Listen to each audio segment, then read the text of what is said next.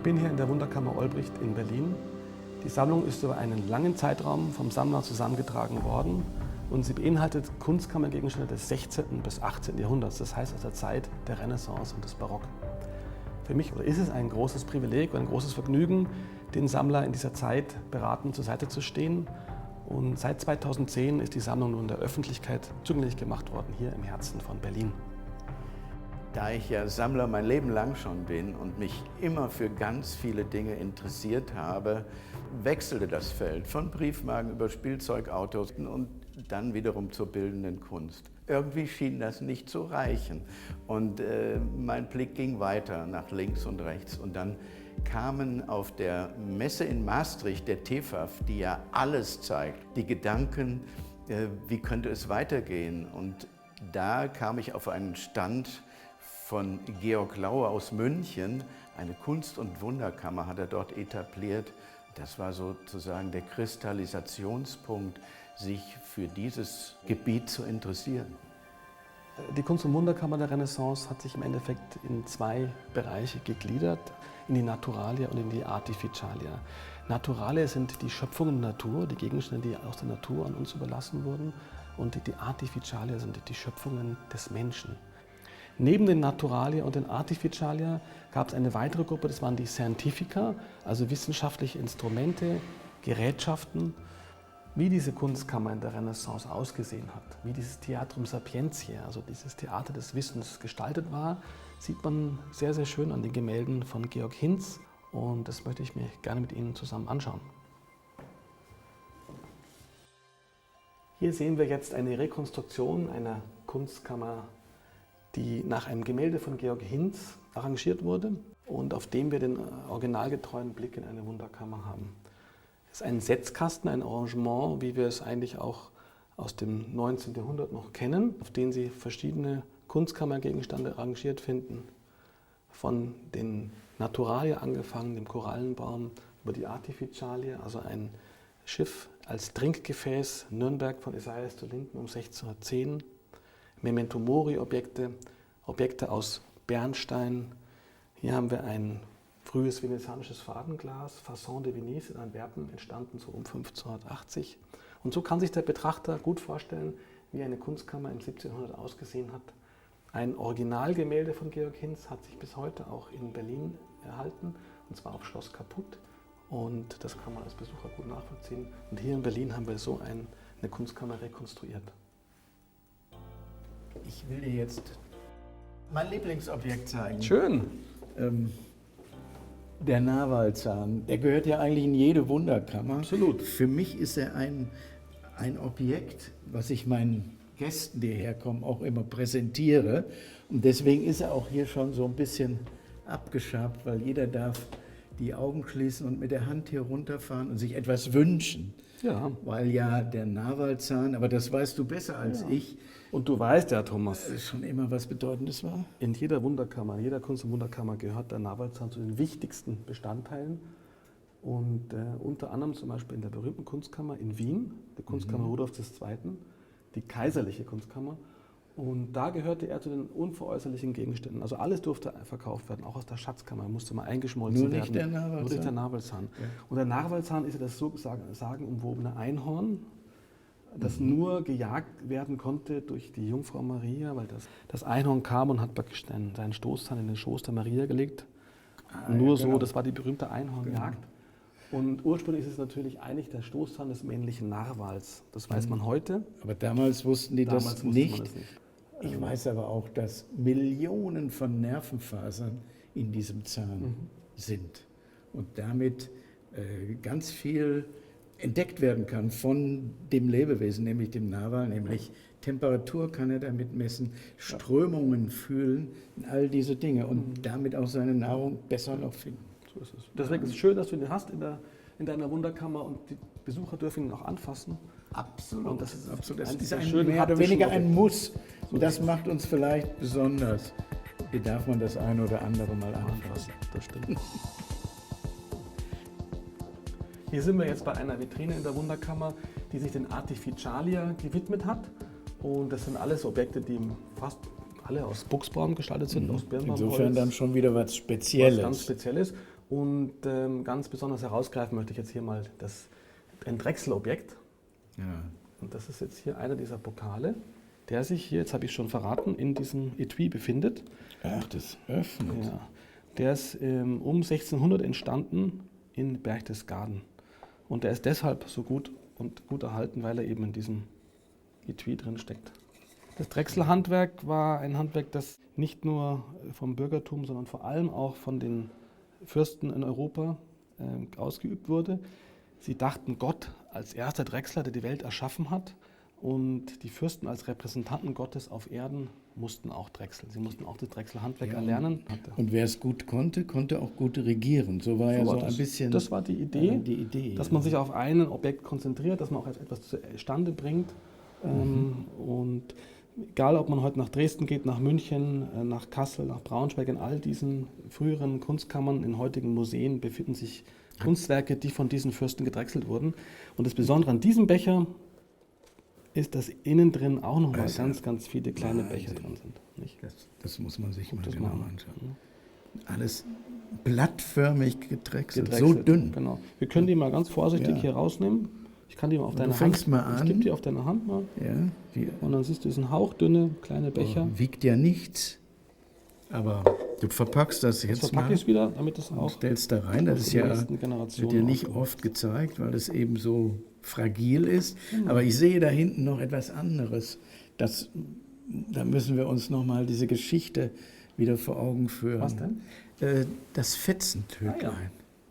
Ich weiß noch, dass wir zusammen in Paris waren, im Grand Palais, als eine riesige Sammlung versteigert wurde, nämlich die von Yves Saint Laurent mit über 600 Objekten. Von mehrere Kataloge, ja. Und du hattest mich darauf aufmerksam gemacht. Wir sind dann zusammen hingefahren und eigentlich ging es nur darum, dieses Objekt zu erwerben. Und da aber so viele schöne Dinge waren und ich diese Leidenschaft in mir habe, war es eigentlich deine Hauptaufgabe, mich immer zurückzuhalten und nicht die Hand zu heben bei anderen, sondern mit Geduld und Ruhe, das ist ja meine Spezialität, zu warten, bis das kam, das Fetzentödlein. Und es ist ein ganz besonderes Objekt, das ist auch wiederum in Süddeutschland entstanden, um 1600, und der Tod mit dem Bogen und dem Köcher an den Seiten und hat in der rechten Hand ein Pfeil. Und also diese typischen Symbole. Ganz typischen Symbole. Er wartet darauf, wen er sich jetzt aussucht als nächstes und den Pfeil auf ihn abschießt.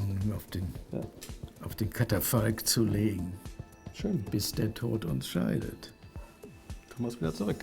Ja.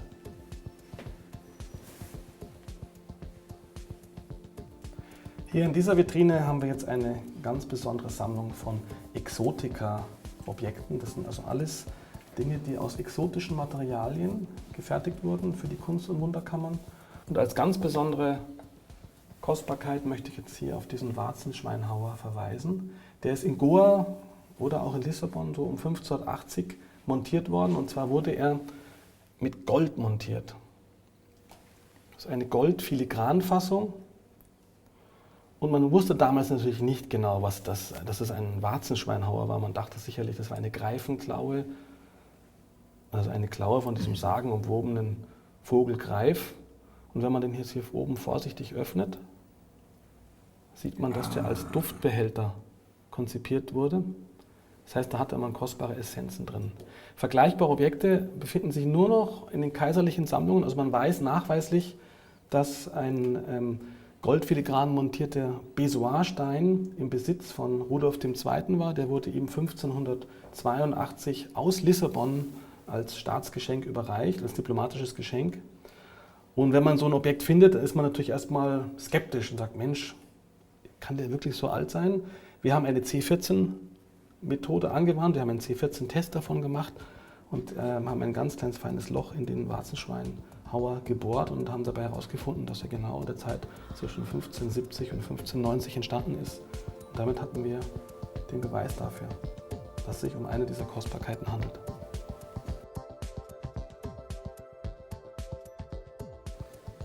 Guck mal, hier in der Vitrine hier haben wir jetzt die Exotica, Naturalia, Artificiale. Das ist praktisch eine Mischung aus all diesen 3 Gattungen innerhalb der Kunstkammer. Und das Besondere in der Mitte ist hier dieser Spiegel. Er ist aus Danzig um 1650 und er ist aus Bernstein gefertigt.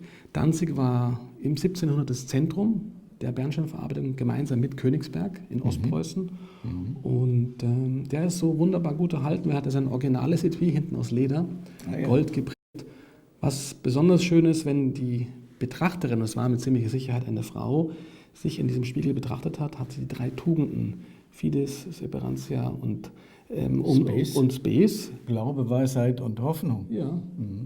Es ging darum, dass der Betrachter, wenn er den Spiegel in der Hand hielt, nicht der eigenen Eitelkeit zu stark frönte. Daran sollte erinnert werden. Das ist eines der absoluten Top-Stücke. Ja, weil man vor dem jüngsten Gericht dann auch noch bestehen sollte So ist es. und wollte. Genau. Deswegen ein bisschen Zurückhaltung ist immer gut im Leben. Also Bernstein, das Gold des Nordens? Gold des Nordens. Und man sieht hier ganz besonders schön die Farbigkeit, gerade bei den Stellen, in denen der Bernstein transparent durchscheint und leuchtet. Während in der Mitte ist es die sogenannte Inkrustationstechnik. Da hat der Künstler, der Danziger Künstler, einen Holzrahmen genommen, auf den er den Bernstein aufgeleimt hat. Also dieser höfische Spiegel, das ist schon was ganz Kostbares, auch in meinen Gedanken für diese Wunderkammer. Schön. Ja, jetzt sind wir hier bei den medizinhistorischen Sammlungsgegenständen und haben hier eine ganz besondere Vitrine mit 3 Objekten von dem Nürnberger Elfenbeindrechsler Stefan Zick. Der hat so gelebt von 1630 bis 1715 und das Besondere daran ist, dass wir nicht nur die 3 Objekte haben, nämlich ein anatomisches Präparat einer schwangeren Frau, das ein anatomisches Präparat eines Auges und eines Ohres, nein, wir haben sogar das originale Buch in deiner Sammlung, in dem er die 3 Objekte beschreibt. Und vielleicht Da muss ich jetzt mal reinschauen. Da musst du mal reingucken. Oh, das Und ist Leder. Ist vorne auch beschrieben, du ganz genau siehst, anatomische Darstellung einer Frau, das Ohr und das Auge. Ist auf Pergament gemalt und das ist genauestens beschrieben, wie er hier ist eine Zeichnung. diese Sachen gefertigt hat und hast eine Zeichnung Einzelne Punkte. des Frauenkörpers mit den einzelnen Bezeichnungen. Es waren natürlich auch Sammlungsgegenstände von Anfang an. Also wir haben auch in fast allen berühmten Kunstkammern in Kassel, in Dresden. Also direkt sozusagen für Kunstkammer hergestellt. Genau. Es waren aber natürlich auch, trotz alledem, wie du richtig sagst, auch Anschauungsmaterialien, Anschauungsobjekte für Mediziner, für Ärzte und aus dem kostbaren Material Elfenbein hergestellt. Man kann den Brustkorb öffnen. Darunter sieht man dann den Magen. Hier sehe ich die Lungen. Und innen drin das kleine Baby. Ja. Also du hast mich ja darauf gebracht und als Sammler habe ich natürlich versucht, weil ich wusste, dass in dieser Familie und besonders von Stefan Zick mehrere solcher Objekte hergestellt worden sind, noch etwas zu finden. Ich habe noch 2 gefunden, aber in 15 Jahren nichts mehr. Ja, das mit zu den seltensten Kunstkammerobjekten, die man sammeln kann. Und wenn ich noch was sagen darf als Sammler, für mich ist es was ganz, ganz Besonderes, dieses Rarissimum, nämlich auch das Buch zu haben. Absolut. Und das Buch gibt es natürlich nur einmal. Das gibt es nur ein einziges Mal. Mal. Und deswegen, es ist nicht gedruckt, um es nochmal zu sagen, es ist auf Pergament mit Hand gezeichnet, also es ist ein absolutes Unikat. Und die 3 Objekte hier zusammen in deiner Sammlung zu haben, ist was ganz Besonderes. Tja. Ja. Wow. Und das Besondere ist jetzt hier, Thomas, dass du, wenn du hier mal genau hinguckst, dann bewegen sich hier die Augen. Und du hast immer, wenn die... Und dann kommt die, ich weiß, dann hast du dieser alle Wurm. Viertelstunde schlägt der und dann kommt die Schlange aus dem Schädel raus. Das ist natürlich wieder die Schlange, die Sünde, nicht? Der Beginn der Vergänglichkeit. Und es gehört mit zu den komplexesten und anspruchsvollsten Renaissance-Automaten, die in Augsburg je hergestellt wurden. Weil wir haben einen kleinen Putto, der als Sinnbild des Memento Mori, der Vergänglichkeit, auf einer Schnecke sitzt und damit auch die Langsamkeit der Zeit andeutet. Und aber ganz lässig mit der linken Hand, ne? Das Stundenglas. Genau, aber auch gleichzeitig das Stundenglas, die Zeit rinnt und vergeht. Ja. Und er hat dann in der rechten Hand, hält er eine Fackel Nicht? Und die, wenn er jetzt sie umdreht, dann erlischt die Fackel. Also auch dieser Moment, dass es ganz schnell vorbei sein kann und vor ihm sitzt eine Urne. Und ich hoffe, dass unsere Besucher das hier auch so erleben, dass das was Besonderes ist. Jetzt können wir es quasi anfassen. Jetzt was die ganz können es Besonderes, ganz dicht sehen. Wenn man es sonst auch in dem Sinn nie aufgezogen hat. Und Aber das haben wir jetzt nur ganz bewusst für heute, den heutigen Tag uns aufgehoben. Das ist auch der originale Schlüssel, der originale Uhrenschlüssel. Und dann kannst du hier die beiden Laufwerke aufziehen und dann hört er, wie schön es tickt, wie die Zeit verrinnt. Ja, aber wenn du sagst, die Zeit verrinnt und ich sehe das da gerade, dann muss ich das mal eben in die Hand nehmen, weil... Das ist ja ein Objekt, das du ganz neu erworben hast. Und das ist ein Goldschädel emailliert, Ja. den man aufklappen kann. Und auch da kommt nämlich genau das vor, was auch hier ist, das Stundenglas und der Tod mit der Sense, der uns abruft, wenn es soweit ist. Und dieses Objekt, das ist eines der letzten Objekte, die ich erworben habe, in Paris, aus der Sammlung Berger. Berger war ja der Freund und Lebensgefährte von Yves Saint Laurent, So ist es. wo wir zusammen ja auch schon mal was erworben haben. Aber das ist halt hier fantastisch. Und es ist auch genau So. die gleiche Zeit. Es ist auch um 1600 entstanden, die gleiche Zeit wie dieser Renaissance-Automat. Die Objekte haben sich noch nie gesehen und sie passen Und sie lieben wunderbar sich schon. zusammen und sie lieben sich schon. Im Tod vereint sozusagen. So kann man das sagen. Sehr schön. Du weißt schon, was du da anschaust, Thomas. Ja, das ist natürlich... Natürlich weißt du das. Ne? 2002 habe ich angefangen. Das ist habe es bei dir gesehen. Sammlung, die bedeutendste Nein. Sammlung mittlerweile weltweit. Okay, das Bedeutendste wusste ich jetzt Privatsammlung nicht. weltweit von Memento Mori-Objekten der Renaissance und des Barock. Hier in Berlin, bei dir in der Wunderkammer Olbricht, da sind kostbare Gegenstände drin, wie zum Beispiel dieser ganz, ganz große Memento Mori-Kopf, ein Wendekopf. Du hast also hier vorne das Skelett, das verwesende Antlitz und hinten schon den Totenschädel. Vielleicht können wir uns den mal genauer angucken. Und waren das denn wirklich die Endpunkte von Rosenkränzen? Ja, also diese ganz, ganz großen wahrscheinlich nicht, weil dafür sind sie ein bisschen zu groß, aber die kleineren waren immer die Endanhänger von Rosenkränzen, von sogenannten männlichen Zehnern. Also die hatten nur 10 Kugeln, Okay. Gebetskugeln, und am Schluss war als Abschluss immer so ein kleiner Totenschädel. Es geht immer um die Vergänglichkeit. Es geht immer um die Vergänglichkeit. Um das Leben und seine Vergänglichkeit. Genau. Die Memento Auf- Mori, ja, erinnere dich, dass du Genau. sterben musst. Auch aber die Auflösung, hier sieht man ja Würmer und Hautfetzen. Ja. Ja, all das, was eben Irgendwann auf den vergänglich ist, wie der Name sagt. Und jetzt sehe ich hier einen dreiköpfigen Ein Wendekopf. dreiköpfiger Wenn ich das, Wendekopf, das war jetzt sicherlich auch ganz am Schluss ein Rosenkranz-Anhänger. Sieht man hier oben ganz genau, dass du hier ein ja, Loch da ist hast. ein Loch, ja. Das heißt, da war der Rosenkranz befestigt. Und du hast hier die Anstellung, also als Antlitz von Christi mit der Dornenkrone. Und dann die Jugend Dann Maria, und der Tod. Nee, in dem Fall Maria Magdalena und der Tod. Okay. Ich schaue nochmal. Ich habe nämlich entdeckt, da sind 4. Da ist ein Vierer, genau. Das ist 4 was ganz, Köpfe. ganz Kostbares. 4 Das ist Köpfe. auch mit einer der frühesten in deiner Sammlung. Also der ist franko-flämisch, also im Sieht ja franko-flämischen. fast noch so gotisch aus. Absolut, der ist um 1500, um 1520. Und da gibt es keinen vergleichbaren. Und du hast hier wiederum das Skelett, also den Tod, das Endstadium und dann natürlich die verschiedenen Lebensalter. Genau, ja. Darum Älter, geht es eben immer. Mittelalter und Jugend. Ja. Der Lauf der Zeit im menschlichen Leben. So ist das. Wir haben ein Objekt noch da, das später ist. Daran sieht man auch, wie kostbar diese Gegenstände waren und wie sehr die geschätzt wurden. Im 19. Jahrhundert, das ist hier diese ganz, ganz große Perle. Und die ist im Endeffekt im Stil der Renaissance gestaltet. Also die ist 19. Jahrhundert, so um 1880, und soll suggerieren, dass sie spätgotisch und Frührenaissance ist. Ist sie aber nicht. Es hat trotzdem einen ganz wichtigen Platz in deiner Sammlung. Ja, aber ich finde nichts mehr. Ich suche ja Es immer ist ja als auch, Sammler. wenn man so möchte, fast schon eine eine komplette Sammlung.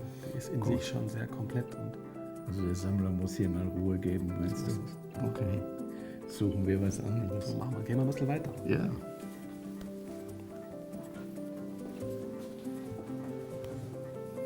Hier haben wir jetzt auch ein weiteres ganz besonderes Objekt der Wunderkammersammlung. Das ist ein Bergkristallgefäß von Christoph Lapart. Es ist in Kassel entstanden, in der Steinschneidemühle in Kassel, so um 1688. Es ist nämlich datiert 1688. Und man muss sich vorstellen, es ist aus einem großen Stück Bergkristall gefertigt. Bergkristall war damals ja eines der absoluten Kostbarkeiten. Das ist also im Endeffekt eine Naturalia, weil es eigentlich aus der Natur so entstanden ist, aber dann wiederum eine Artificialia, weil der Mensch es mit seiner Kunstfertigkeit geschaffen hat. Und wenn ich das kurz mal zeigen darf, nochmal von unten, sieht man hier ganz deutlich. Jetzt sehe ich das. Na, du hast recht, du hier unten? 1688. Genau. Kassel steht auch noch drauf. Und es gibt nur noch ein weiteres Objekt von Christoph Lapart. Das hat sich ein Jahr später, nämlich 1689, von ihm gefertigt, erhalten in der Kunstkammer in Kopenhagen, praktisch in der Kunstkammer der dänischen Könige, auf Schloss Rosenborg. Und wir wissen auch, für wen es gemacht wurde, nämlich für den Landgraf Karl von Hessen. Er hat die beiden Wappen links und rechts in die Bergkristallschale einschneiden lassen. Und es gehört somit zu den absoluten Kostbarkeiten in dieser Sammlung. Tja, aber ich glaube, da gibt es noch was in diesem Jahr ganz besonders hervorgehoben werden muss, weil es ist der 250. Geburtstag von Alexander von Humboldt. Da schauen wir doch da mal hin jetzt. Da wollen wir mal ein besonderes Objekt, ein Artificialia, das anschauen. machen wir. Gerne. Ja. Das ist ja jetzt hier eine der Hauptvitrinen in den Sammlungen Olbricht. Und als Mittelstück würde ich sagen, schauen wir uns doch mal den Humboldt-Pokal an. Ja. Der ist ja gerade erst zurückgekommen, der war doch in dieser Ausstellung im Mauritshuis. Genau. Und, also das ist ein Kokosnusspokal. Ein Kokosnusspokal hat eine holländische Silbermontierung und die Kokosnuss ist geschnitten in der Zeit nach 1648. Und der heißt deshalb Humboldt-Pokal, weil er nachweislich 1794 in den Besitz von Alexander von Humboldt gelangte, der ihn wiederum dann um 1800 seinem Freund van Haften schenkte, aus dessen Familie er stammt. Aus dieser Familie habe ich ihn letztlich erworben. So ist es. Und wir haben hier auch einen sogenannten Terminus postquem. Wir wissen nämlich, dass die Darstellungen hier bereits 1648 in einem Hauptwerk über Brasilien veröffentlicht wurde. Und deswegen kann diese geschnittenen Darstellungen erst nach 1648 entstanden sein. Und das Besondere daran ist, wir haben hier die Darstellung von Kannibalismus. Ja. Du kennst es ja, hier siehst du eine Kannibalin, die trägt einen Arm, also ein Körperteil, ein abgeschlagenes Körperteil mit sich und hat hinten einen Korb, in dem ein Bein hinausragt. Ja. Wobei es gar nicht so klar ist, ob dort Kannibalen gelebt haben, in diesem Sinne. In diesem Sinne nicht, ja, aber wir haben den Nachweis aufgrund dieser Veröffentlichung und es ist ein absolutes Einzelstück und eines der wirklich besonderen Objekte deiner Wunderkammer. Daneben haben wir ein ganz besonderes Objekt auch noch, das ist dieser Nautilus-Pokal. Und die Nautilus selber ist graviert und geätzt in Schwarzlotmalerei und sie ist signiert von Cornelius von Belikin, ein Meister, der in Amsterdam gearbeitet hat. Und es haben sich weltweit nur noch 10 weitere Nautilus-Pokale erhalten. Eine Montierung eines schwedischen Goldschmieds. Und das steht jetzt absichtlich hier gemeinsam mit dem Humboldt-Pokal, weil es alles beides also herausragend ein gesamteuropäisches Kunstwerk. So ist es. Und das ist die Hauptvitrine deiner Sammlung und die kann sich wirklich sehen lassen.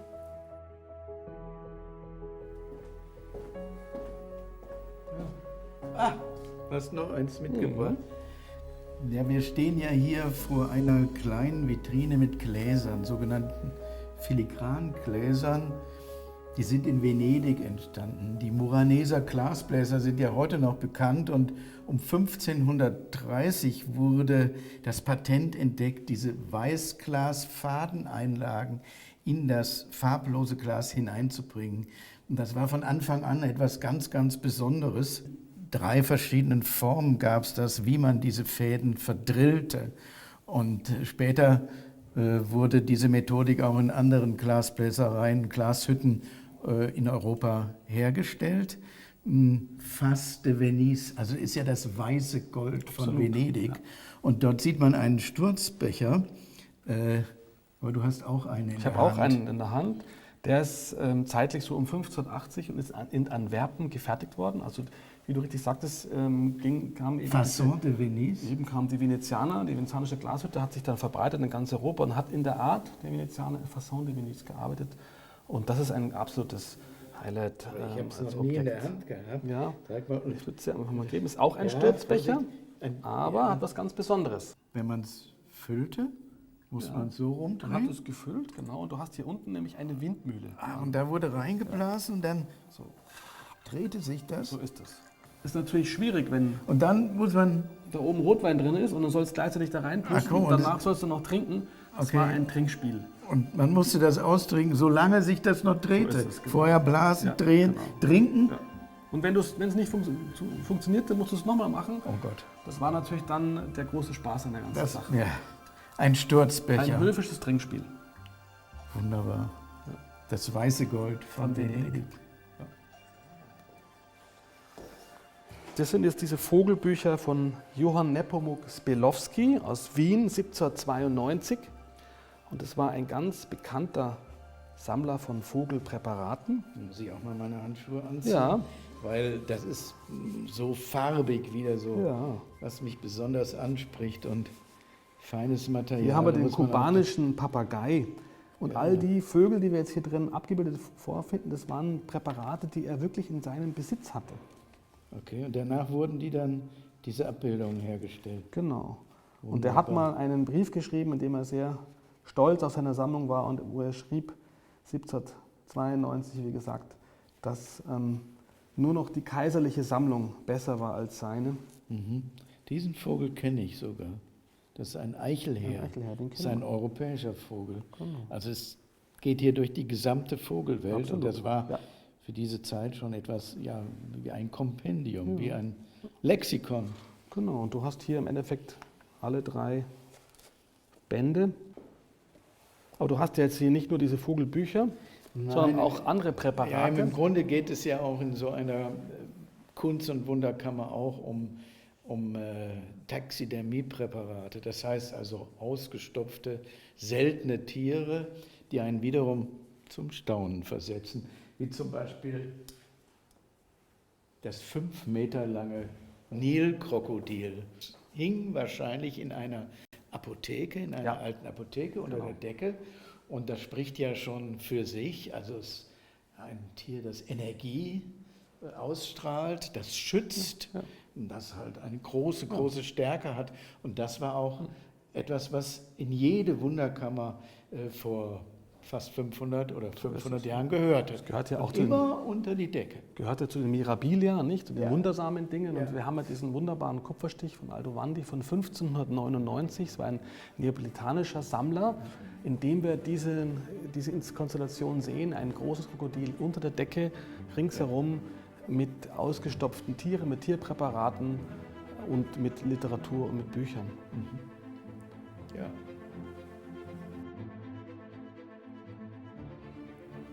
Oh, Ja, das ist einer der Neuzugänge im Mi Collectors Room in Berlin. ein heiliger Sebastian. Ein heiliger Wie Sebastian. ich sehe. Von Leonhard Kern, ein Frühwerk von Leonhard Kern, so um 1620 entstanden.